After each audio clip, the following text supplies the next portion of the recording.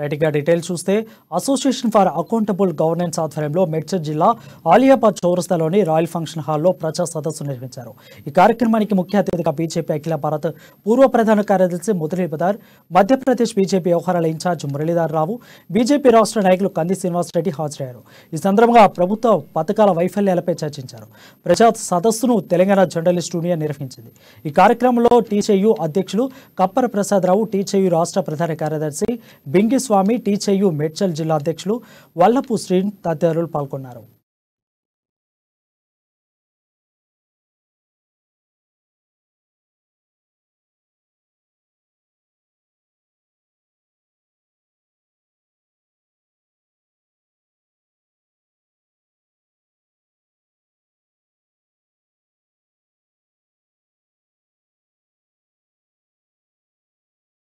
Party పెట్టింది, జమ్మూ కాశ్మీర్ జేబులో పెట్టుకున్నారా లేదా? పంజాబ్కి వచ్చిన తర్వాత బాదల్ జేబులో పెట్టుకున్నాడా లేదా? కుటుంబం మళ్ళా కిందికి రా, మళ్ళీ హర్యానాల చెవుటాల ఒకటి జేబులా కూడా ఇంకొక జేబులా పెట్టుకోలేదా? ఇది కుటుంబం. మళ్ళా కిందికి రా, ఉత్తరప్రదేశ్ లో ములాయం సింగ్ యాదవ్ కొడుకు అఖిలేష్ యాదవ్ జేబులో పెట్టుకున్నాడా లేదా? అటు మాయావతి జేబులో పెట్టుకుంది. మళ్ళా పక్కకు లాలూ యాదవ్ భార్య లేకపోతే కొడుకు లేకపోతే మనవరాలు, అది జేబుల్లే. మళ్ళా కిందికి రా, నవీన్ పట్నాయక్ వాళ్ళ తండ్రి ఈయన జేబులో పెట్టిపోయిండు, ఈయన ఎవరికన్నా జేబులో పెట్టిపోవాలని చూస్తున్నాడు.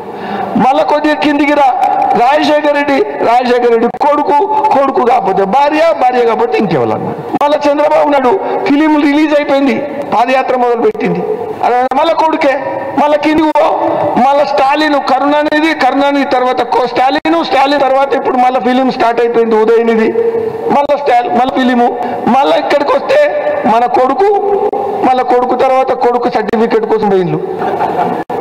అరే మొత్తం కలిపితే దేశం అంతేనే 20 కుటుంబాల జేబుల రాజకీయాలు. మరి దీనికోసం వ్యతిరేకంగా పోరాటం చేస్తున్నటువంటిది ఏదైనా రాజకీయం, ఇది తప్ప? అంటే కుటుంబాల చేతుల రాజకీయాలు ఉండొద్దు, ఇది మన తప్పు పైన, ఇది ప్రజాస్వామ్యం. అరే నా కొడుకు, నీ కొడుకు, నా మనవనికి అందరికీ అవకాశం సమానంగా ఉండాలా. కుటుంబాల రాజకీయాలు ఉండకపోతేనే సాధ్యమవుతుంది. అందుకని ప్రజాస్వామ్యంలో కుటుంబ రాజకీయాల కారణంగా కూడా అవినీతి పెరుగుతూ ఉంది. అవినీతి పెరగడానికి కారణం ఏంటంటే కుటుంబ రాజకీయాలు.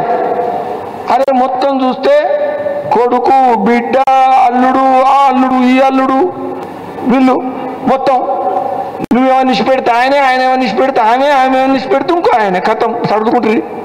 అందుకని అవినీతిని అంతం చేయాలంటే కూడా ప్రజాస్వామ్యంలో కుటుంబ రాజకీయాలు పోవాలా.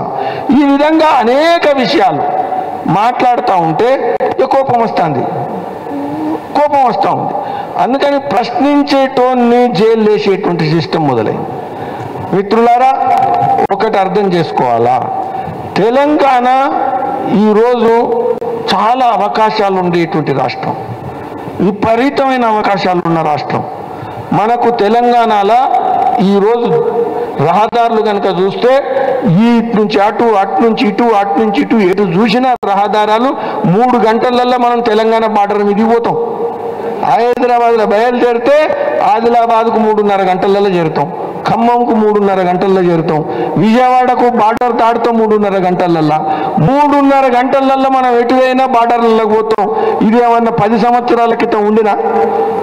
తెలంగాణలో ఇలా రహదారులు పెరిగినాయి, అవకాశాలు పెరిగినాయి, ఆదాయం పెరిగేటువంటి అవకాశం ఉంది.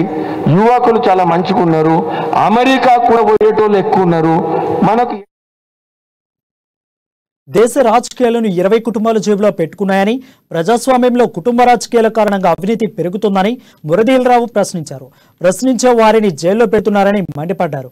ప్రజలంతా పార్టీలను మర్చిపోయి నిజంగా ఉపాధి జరుగుతుందా లేదా అనేది ఆలోచించాలని సూచించారు.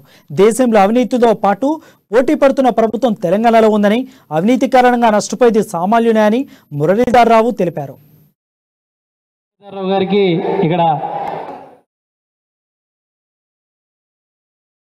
ఇక ఈ సదస్సులో బీజేపీ రాష్ట్ర నాయకులు కంది శ్రీనివాస్ రెడ్డి ప్రభుత్వ వైఫల్యాలను ప్రశ్నించారు. బీఆర్ఎస్ ప్రభుత్వ నిర్లక్ష్యాన్ని ఎండగట్టారు. ఉమ్మడి ఆంధ్రప్రదేశ్గా ఉన్నప్పుడు రాష్ట్ర బడ్జెట్ 10,000 కోట్లు ఉన్నప్పటికీ ప్రతి సంవత్సరం పేదలకు ఇల్లు కట్టించాలని ఇప్పుడు ప్రత్యేక తెలంగాణలో 2 లక్షల కోట్ల బడ్జెట్ ఉన్నా తెలంగాణలో ఒక్క ఇల్లు కూడా కట్టలేదని తెలిపారు. నిరుపేదల శిథిలావస్థకు చేరిన ఇళ్లలో ఉంటున్నారన్నారు.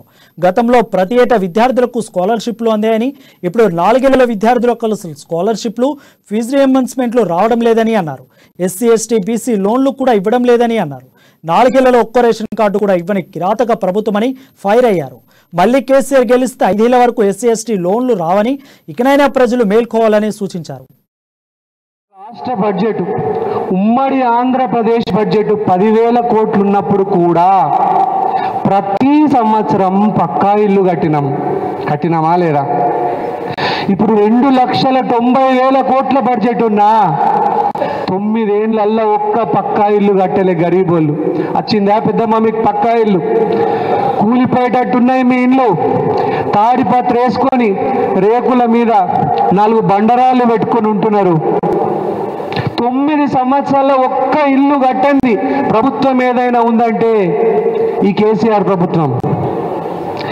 10,000 కోట్ల బడ్జెట్ ఉన్నప్పుడు కూడా విద్యార్థులకు ఎంతో కొంత స్కాలర్షిప్ ఇచ్చినమా లేదా? 200 రూపాయలు, 300 రూపాయలు, 500 రూపాయలు. కానీ ఇప్పుడు 3 లక్షల కోట్ల బడ్జెట్ ఉన్నా కూడా మనం స్కాలర్షిప్లు ఫీజు రియంబర్స్మెంట్ విద్యార్థులకు 4 సంవత్సరాల నుంచి ఒక్క బిడ్డకు గరీబోళ్ళ బిడ్డకు కూడా స్కాలర్షిప్ ఇచ్చినామా? ఈ కేసీఆర్ ప్రభుత్వం అంత దారుణమైనటువంటి దుర్మార్గమైనటువంటి రాక్షస ప్రభుత్వం. 10,000 కోట్ల రూపాయల బడ్జెట్ ఉన్నప్పుడు కూడా ఎస్సీ బిడ్డలకు, ఎస్టీ బిడ్డలకు, బీసీ బిడ్డలకు, గరీబోళ్లకు లోన్లు ఇచ్చింది ప్రభుత్వాలు. ఇచ్చినాయా? లోన్లు ఇచ్చిన ఒక బర్రె కొనుక్కుంటందుకో, ఒక ఆటో కొనుక్కుంటందుకో, ఒక ట్రాలీ కొనుక్కుంటందుకో. కానీ 9 సంవత్సరాల ఎస్సీ సప్లాన్ కింద, బీసీ సప్లాన్ కింద, ఎస్టీ సప్లాన్ కింద ఒక్క లోను కూడా ఇవ్వని ప్రభుత్వం ఈ కేసీఆర్ ప్రభుత్వం. మన చిన్న బడ్జెట్ ఉన్నప్పుడు కూడా ప్రతి సంవత్సరం అర్హులైన నిరుపేదలకి రేషన్ కార్డులు ఇచ్చుకుంటూ పోయినాం. కానీ 4 సంవత్సరాల నుంచి ఒక్క రేషన్ కార్డు కూడా ఇవ్వని ప్రభుత్వం ఈ అతి కిరాతకమైనటువంటి కేసీఆర్ ప్రభుత్వం. రైతులకు ఇచ్చేటువంటి ఇన్పుట్ సబ్సిడీలన్నింటినీ పైపులు కొనుక్కుంటందుకో, ఆయిల్ ఇంజన్లు కొనుక్కుంటందుకో, మోటార్లు కొనుక్కున్నందుకో అన్ని లోన్లను ఖతం పట్టించిన ప్రభుత్వం ఈ కేసీఆర్ ప్రభుత్వం. మీరు చూడండి, విద్యార్థులకు స్కాలర్షిప్లు లేవు, ఎస్సీ ఎస్టీ బీసీలకు లోన్లు లేవు, 4 సంవత్సరాల నుంచి రేషన్ కార్డు లేవు. 1000 మందికి పింఛన్లు అవసరం ఉంటే 300 మందికి పింఛన్లు ఇచ్చి చేతులు దులుపుకుంటుంది. కొత్త పింఛన్లు రావాలంటే మన ఊర్లో, మన వాడలో, మన కాలనీలో ఎవరైనా చచ్చిపోవాలా అని కోరుకునే పరిస్థితి తీసుకొచ్చింది ఈ ప్రభుత్వం. కొత్త పింఛన్లు లేవు, విద్యార్థులకు స్కాలర్షిప్లు లేవు, ఇన్పుట్ సబ్సిడీలు లేవు, ఎస్సీ ఎస్టీ బీసీ బిడ్డలకు, గరీబోళ్లకు, పేదింటి బిడ్డలకు లోన్లు లేవు. ఇది ఏం కర్మ? ఇదేం పాలన? ఇది రాక్షస పాలన. ఈ రాక్షస పాలన గనక మీరు గట్టిగా బండకేసి కొట్టకపోతే ఈ కేసీఆర్ ప్రభుత్వాన్ని మళ్ళీ 5 ఏళ్ల వరకు మీకు లోన్లు రావు. మళ్ళీ 5 ఏళ్ల వరకు ఒకవేళ పొరపాటున కేసీఆర్ మళ్ళీ గెలిస్తే 5 ఏళ్ల వరకు మీకు ఎస్సీ ఎస్టీ బీసీ బిడ్డలకు లోన్లు రావు, ఎస్సీ ఎస్టీ బీసీ బిడ్డలకు స్కాలర్షిప్లు రావు, ఫీజు రియంబర్స్మెంట్లు రావు, మీకు రేషన్ కార్డులు రావు, కొత్త పింఛన్లు రావు, రైతులకు ఇన్పుట్ సబ్సిడీలు రావు. అన్నిటినీ కథం పట్టించిన ప్రభుత్వం ఏదైనా ఉందంటే ఈ కేసీఆర్ ప్రభుత్వం. ఈ బరాబర్ గుర్తుపెట్టుకోండి. ఈసారి మాత్రం కేసీఆర్ దగ్గర బాగా డబ్బులైనాయి. పెట్టల కళ్ళు సీసాలు, పెట్టల లారీల గారీల డబ్బులు, సంచుల డబ్బులు పంపిస్తాడు. అవన్నీ మీ డబ్బులే, తీసుకోండి. కానీ ఈసారి మాత్రం గట్టిగా కేసీఆర్ ప్రభుత్వాన్ని బండకేసి కొట్టకపోతే గరీబోళ్ళ పేదోళ్ళ బతుకులు మారాయి. మీకు ఎన్నోసార్లు చెప్తున్నారు, రైతు బంధు అనేది 100 ఎకరాల భూమి ఉన్నటువంటి వ్యక్తి బెంజ్ కార్లలో వచ్చి రైతు బంధుని తీసుకుపోతున్నాడు. 300 రూపాయల కూలి పనికి వెళ్ళేటువంటి మా పెద్దమ్మ మాత్రం గదే 300 రూపాయల కూలితో ఇంకా పనిచేస్తుంది, రెక్కాడితే కానీ డొక్కాడని. ఇట్లా చెప్పుకుంటూ పోతే అనేక సందర్భాలు ఉన్నాయి, అనేక పరిస్థితులు దారుణంగా ఉన్నాయి. సో ఈ అవకాశం ఇచ్చినటువంటి పెద్దలకు నేను కృతజ్ఞతలు తెలియజేస్తున్న. సమయాభావం వల్ల నేను నా ఉపన్యాసాన్ని మీ అందరికీ అవకాశం ఇచ్చినందుకు, ఇంత అద్భుతమైనటువంటి మీటింగ్ కండక్ట్ చేసిన అందరినీ అభినందిస్తున్నా. పేరు పేరున మీ దగ్గర సెలవు తీసుకుంటున్నా. భారత్ మాతాకి